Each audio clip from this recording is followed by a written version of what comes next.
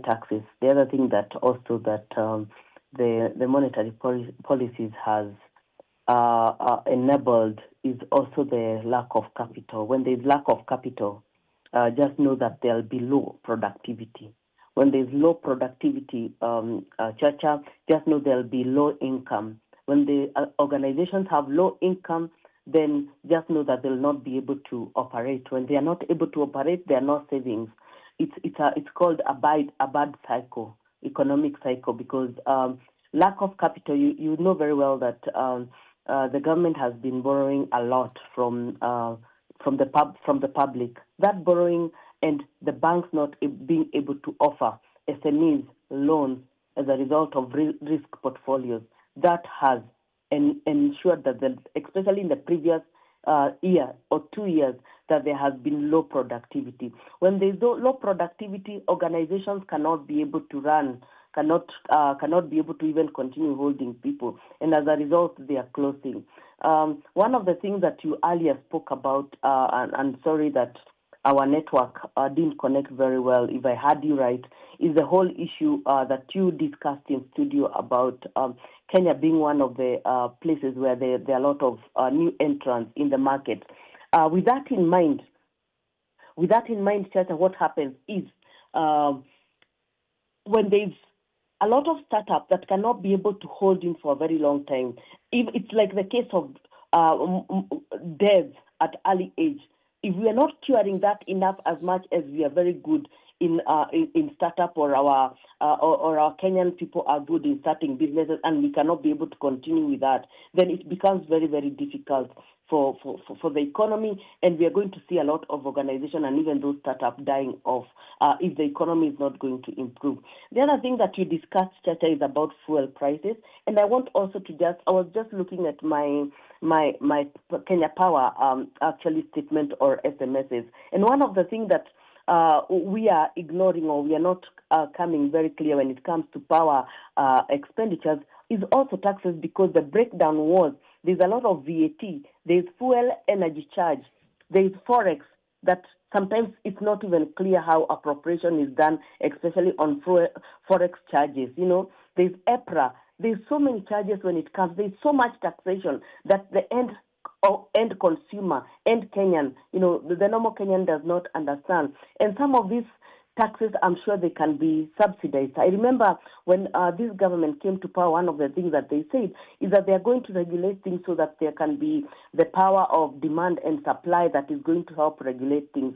And with that in mind, and if tax can be overseen, I remember last year, 5 or 7 bills that have already been passed, so that to cure some of the problems that were experienced in the taxation bill that was coming through last year. If taxes can be regulated, but also one of the things there can be efficiency in collecting the taxes that have already been set out, then it's going to be very clear that then Kenyan can be able to be in the same, we can be in a better economic way of even developing our market. Otherwise, other markets are going to overtake us. For example, I had somebody mention about Ethiopia, and other lower costs in other countries are going to necessitate, or they're going to take our businesses. That in mind is going to lower our economic growth, Chacha. Something keen that actually also will be making headlines in this year, 2025, and Orlando, it's on how we get into these problems. Of course, the issue of overtaxation. For instance, the budget estimates for the financial year 2025-2026, which is the next fiscal year beginning, of course, mid of this 2025, that is July, we are set to have a historic high budget of 4.25 trillion Kenya shillings, with the ordinary revenue for the first time crossing the 3 trillion mark.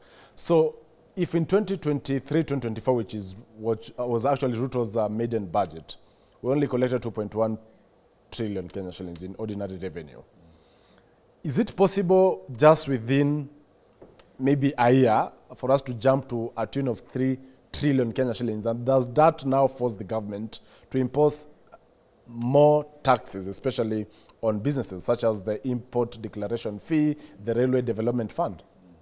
So That is definite. You look at the revenue vis-a-vis expenditure, we have less revenue, but we are spending more. In fact, the conversation that we need to have, and I'm not hearing in different sections in this country, is how we can reduce our expenditure on a realistic basis.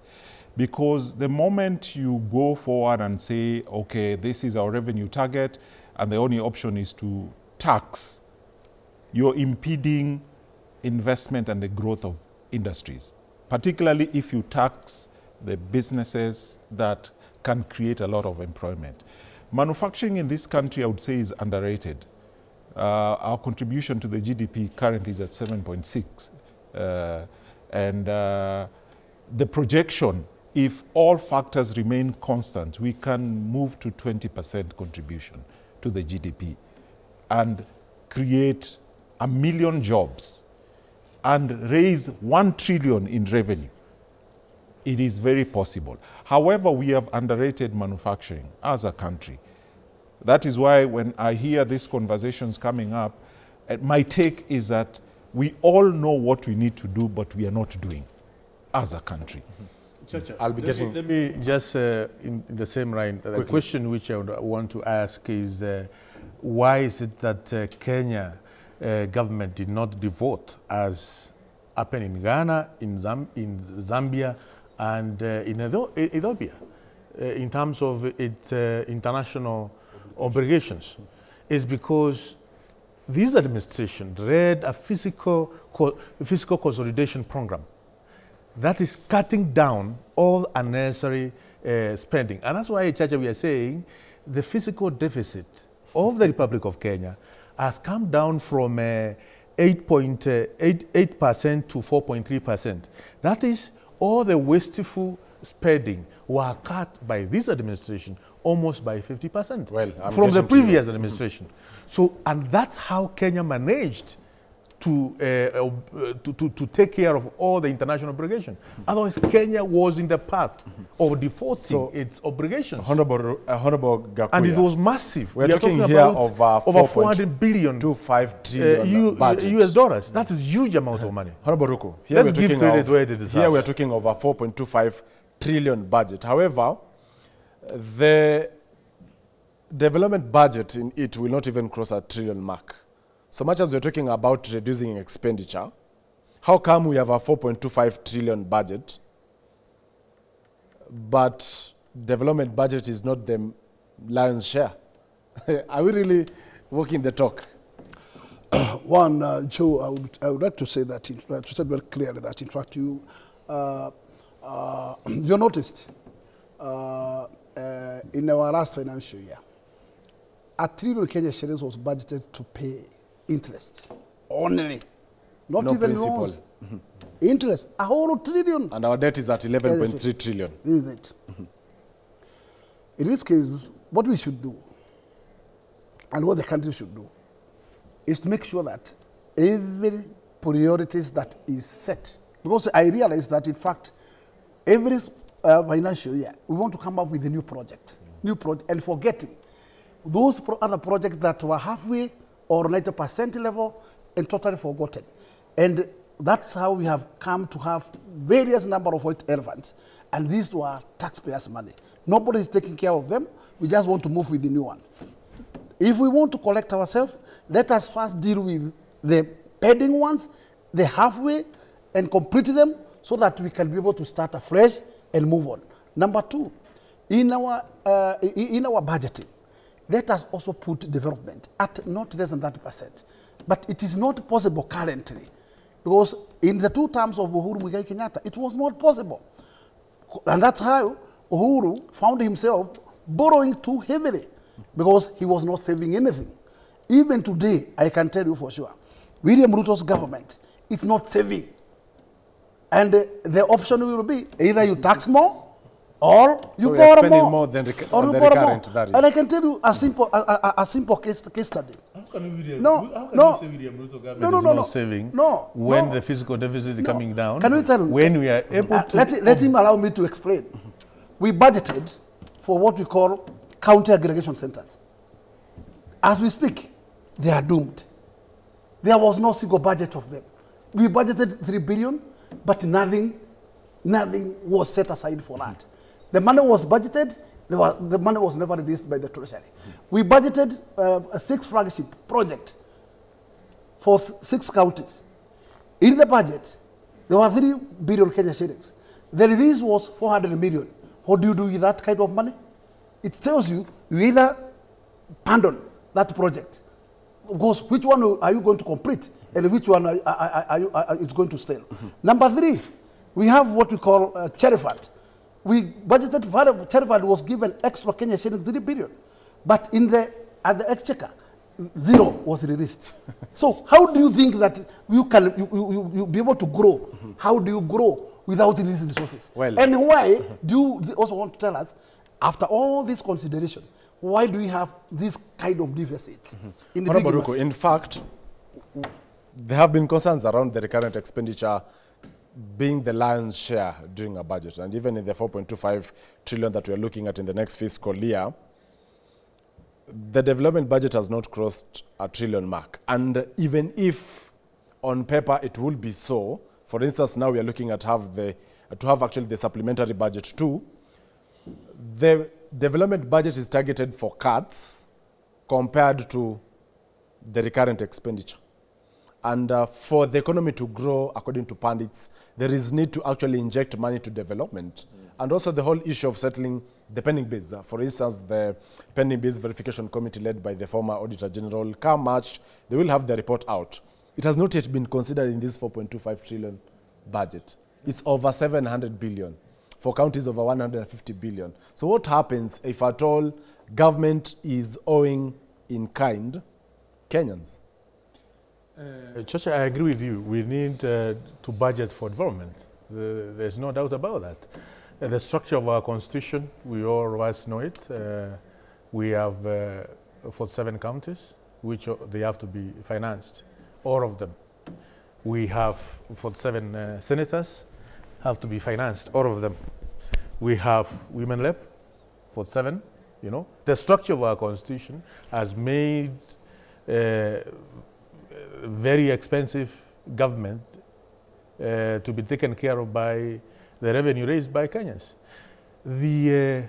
Our international obligation, the debts, domestic and international debts, which we are supposed to pay, all the revenue raised, once we pay our international obligation and domestic obligations, what we are left with cannot be even out of 10 shilling, cannot be even 2 shilling.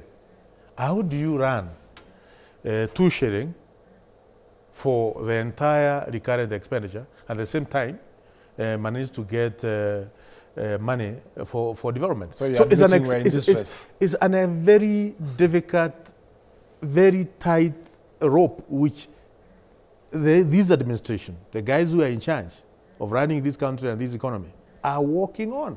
Very tight rope. And that's why that's what I'm saying. As we talk of getting money for development, we have to ensure there is recurrent expenditure for security, recurrent expenditure for education sector, for agriculture, for our roads. You know, it's an extremely... Honorable, according to the PFM That's Act, why. We should not borrow to finance the recurrent. Let me but raise, that is what actually has been happening. Let me finish my point. That's why borrowing to support or to that's fund why the current. It means we're insolvent. That's why the president has been calling for to have another paradigm shift of international financial architecture. And out of that, out of him championing for another a paradigm shift in international financial architecture, this country, this government has managed to raise over 5%, equivalent of 5% of Kenyan GDP, from push of the a proper international structure, financial structure, which is not, which is favoring the South. Well, allow remember, me to also if Denmark, for the interest of time, let me give you an example. If Denmark want today to borrow money, it will borrow at less interest than what Kenya or any other African nation will borrow. Well, allow me to engage Ruth. Honorable Ruko has admitted that in what we collect, at least 2 shillings remains, basically translating to we're in a distress. But the whole question here is, why should we have a 4.25 trillion budget come next fiscal year, while the recurrent expenditure carries the lion's share? Are we digging the whole issue of the debt stock, which is at 11.3 trillion, which is over 68%, way above our benchmarking rate of 55% plus or minus 5. Are we going to remain in the same problem even as we wind up, Ruth? Chacha, I'm going to be very straightforward with you on that. Yes, we are going to still remain at the same place, and I'm going to give you a reason why.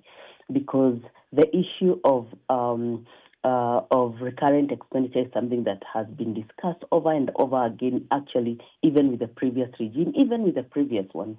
But actually one of the things that you'll have noted, Chacha, is that it has been increasing over time. So this is not something the government has really been willing to touch. And even, I can tell you, even in the recent disbandment of the previous office of the deputy president, we saw like over 600 people losing employment, but not that they were shoved off or they were removed from payroll. No, they were kept on hold as they are distributed to other offices or as they are waiting to be taken over to other offices. Another thing that really affects that, Chacha, and affects our income vis-a-vis whatever we normally budget, as much as even the institutions that are mandated with that and they are efficient in their income collection. Another thing that really limits us is our social setting, and even as Kenyans, one of the things that we have as a social is our social attitude and mindset that we already have as Kenyans, and what really plays in between there is the ethnic cards, and also now that comes in also in the issue of regional balancing. That also limits a lot of things being touched, because should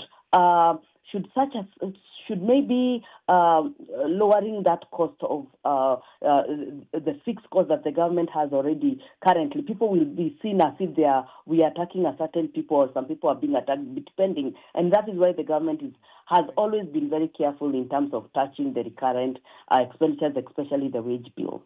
Another thing also that we cannot ignore, Church, and we need to talk about, and something that really raises our budget to what we have right now, or what we even expect this year to 4.7 trillion. We cannot ignore the fact that corruption also is budgeted. There's a portion that cannot be ignored, that corruption is also budgeted.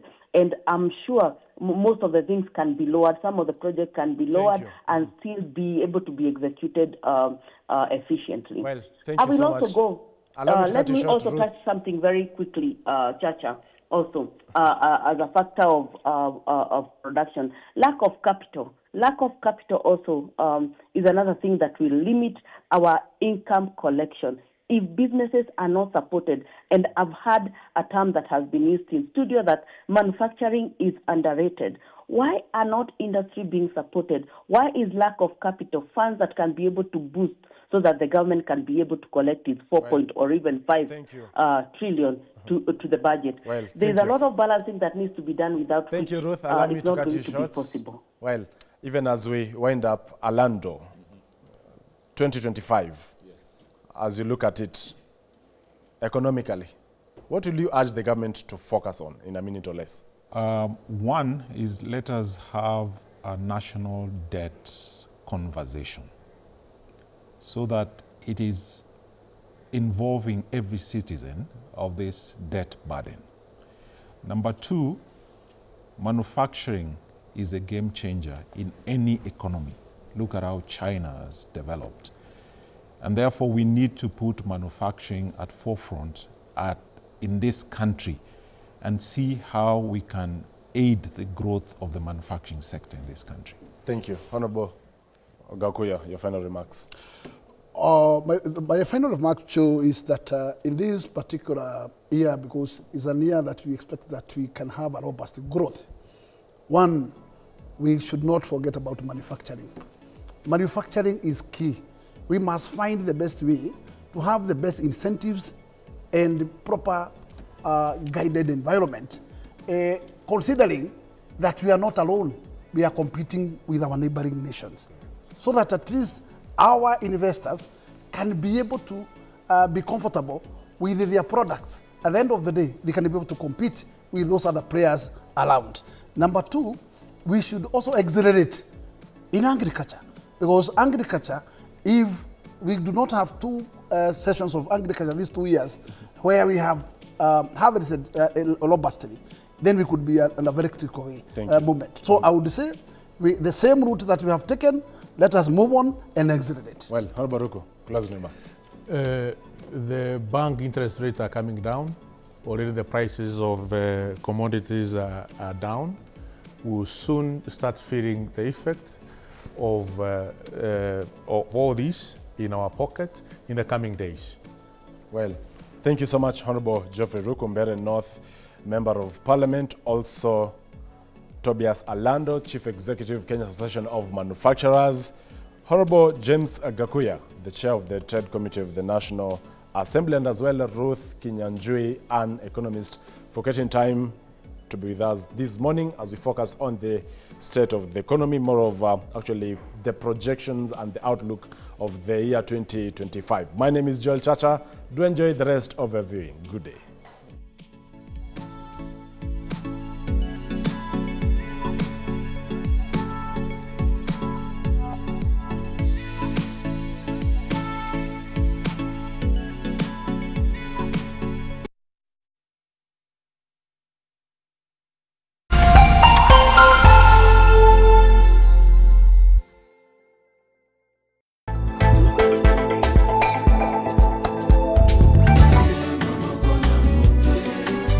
Basanya mapateme ya bolingo natie maboko na moto natili bolingo ata elali selio miso ekoki olelisa kaka miswango lisusu naleli babarbara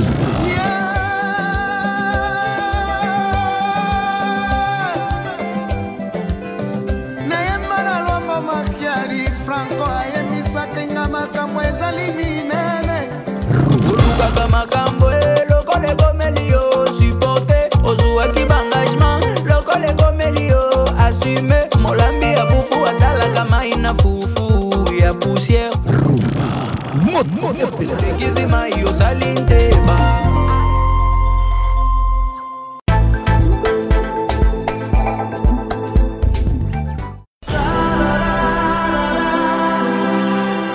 Step into a world of emotions. Relationships. Kumbe mama, ulikuwa unafikiria kuolewa tena? Yaani unijali hata kidogo, wewe ni mbaya. Dilemmas and complexities of life. Mwanamke hamhitaji mwanaume ili aweze kuwa na furaha. Love. Vedika, kiukweli mimi nakupenda sana wewe. Betrayal. Mimi nilikupa kila kitu ambacho wewe ulikuwa unakihitaji. Lakini leo umeamua kunidanganya na kuusaliti uaminifu wangu. And secrets. Tafadhali usimwambie Sahil kuhusu hili. Get ready for an emotional roller coaster ride filled with drama. Sahil wangu yuko wapi? Nataka uniambie Sahil yuko wapi? Siyafanya chochote kile Sahil jamani. Passion. And unforgettable moments. Don't miss Aapke Ajanase every Tuesdays to Fridays on